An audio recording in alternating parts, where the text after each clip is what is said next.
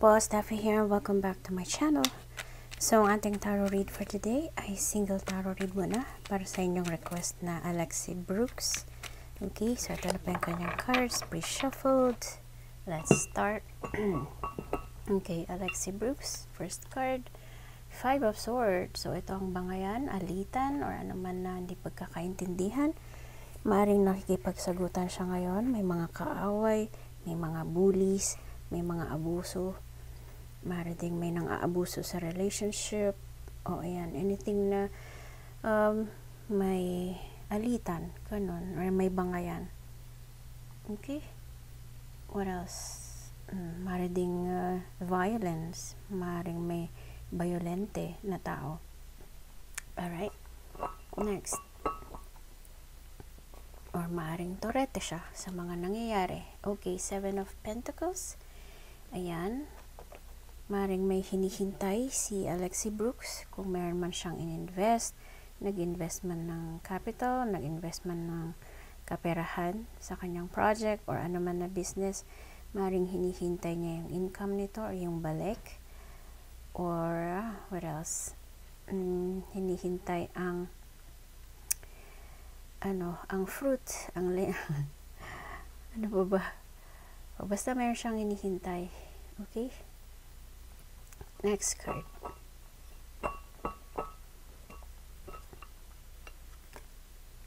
The Fool, o, diba? Maganda si Fool card. Si Fool card ay ang mga new beginnings, new start, new opportunities, mga bagong daan para kay Alexi Brooks. So, gusto niyang subukan lahat. Ano man yung opportunity na dumarating, gusto niyang i-grab. Okay? Lahat nun, lahat yun, ano man yung darating na opportunity, gusto niyang subukan kahit di pa niya nagagawa. Okay, ganun siya ka-adventurous. Mga bagong adventures niya ito. Okay, at kung ano man yung path, ano man yung daan na gusto niyang tahakin, magiging successful siya doon. Sabi ni Full Cards, okay, ito yung kanyang bagong pag-asa. Alright? She's taking chances. She's taking the opportunities. Alright? Ayan. Taking the leap of faith. Next.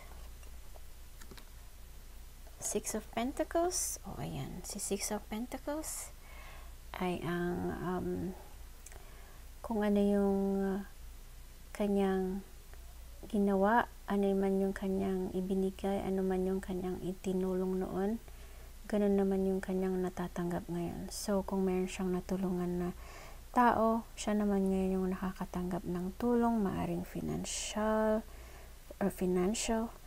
or maaring tulong na bagay, tulong na kaperahan, or any tulong. Otherwise, maaring siya yung tumutulong ngayon, nagbibigay ng tulong, nag-extend ng support. Okay, yan si 6 of Pentacles. Yan din ang kanyang generosity. Okay? Alright, next card. Death cards. Si Death cards, okay. Maring yan ang katapusan. Maring may matapos, may magwakas, may maputol, maring may masira. Ano pa? Death card nga, may katapusan, diba? Pero ang kapalit ni Death card, mga bagong opportunities, kagaya ni Full card dyan, okay, bagong lifestyle, anything na bago, na umuusbong, pausbong, okay, so kailangang matanggal yung mga old, yung mga dati, yung mga nasira, para dumating yung mga bagong opportunities. Okay? Worst case scenario, maaaring merong pumanaw sa family or sa relatives. Iyon. Wag naman po sana. Okay? So, next card. Yan ang mga pagbabago sa buhay ni Alexi. Okay? Next. 7 of Swords. Parang malungkot naman. Ito naman si 7 of Swords. Okay? Ang betrayal card. Cheating, lying. Ano pa? dishonesty, maaari ding theft or ninakawan siya, kinuhanan ng gamit or kinuhanan ng something, hindi na ibinalik, tinakbuhan siya. O yan, basta card siya ng panloloko. Kaya siguro merong dyan, balitaktakan, alitan, what else, away or mga bangayan, ganun, merong competition. So ito naman ang card ng panloloko. Okay? Pero mukhang nandyan si Death card para tapusin ito, para may mga bagong paparating kay Alexi. Okay? So next card, Queen of Cups.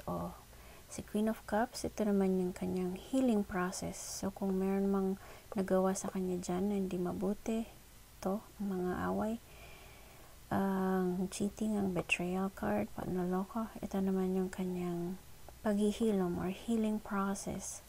Okay? Kung malalim man yung sugat na nagawa nito, ayan,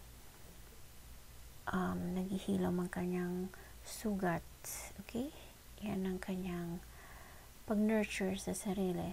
Ang healing, ang support, maring nakukuha niya ang support sa kanyang family, lalo na sa kanyang nanay as the Queen of Cups. Okay? Yan, maring si nanay nga, ang kanyang nanay na mapagmahal, maunawain, nagbibigay ng suporta, lalo na ng emotional support. Maring ding si Alexi mismo, ayan, na ganun din. Very supportive, malambot ang puso, very emotional, mapagmahal. Okay? Yan. So, she is healing or maring tapos na ang kanyang healing process or nasa process pa lang. Okay? Next card.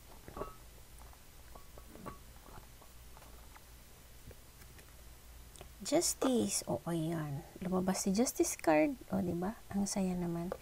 So, despite ng mga pangyayaring yan, may betrayal, may cheating, may mga awayan, arguments. Yan. Lumabas si Justice card. So, si Justice card, ang katotohanan, ang katarungan. Lalabas ang lahat. Lalabas ang katotohanan.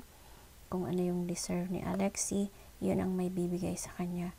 So, ito din yung si Karma card. Kung ano yung kanyang ginawa, ano man yung nagawa sa kanya, may kapalit. Okay, so kung gumawa siya ng mabuti rin ng kapalit or ang babalik. Kung gumawa naman ng masama, masama din ang balik, ang kapalit. Okay, or kung siya man yung ginawa ng masama, mabuti naman yung magagawa or ang kanyang matatanggap. Okay, so yung nakagawa sa kanya ng masama ang babalikan ni Karma card. Alright? So, last card para kay Alexi Brooks. Last card. Wow, Princess of Swords. Diba? Okay, sa last card. Si Princess of Swords, ang ating paborito. Ang mga chikador, ang mga chismax, ang mga marites sa buhay ni Alexi Brooks. Nakaabang, nakaantabay. Updated sa mga ganap sa buhay ni Alexi Brooks. Ito ang mga pinya, maraming mata sa paligid. Curious na mga tao, very curious. Wag lang pong maging mapanira. Okay? Ayan. So, maring mga tagahanga na nakasuporta kay Alexi Brooks. Otherwise, ito ang mga marites, mga chismax nga. Alright? Na walang ginawa sa buhay, kundi ang manira sa ibang tao. Okay? Ayan. Yan ang mata nagmamasid sa kanya. So, first card ni Alexi, ang mga arguments, bangayan, balitaktakan, alitan, nakikipagsagutan.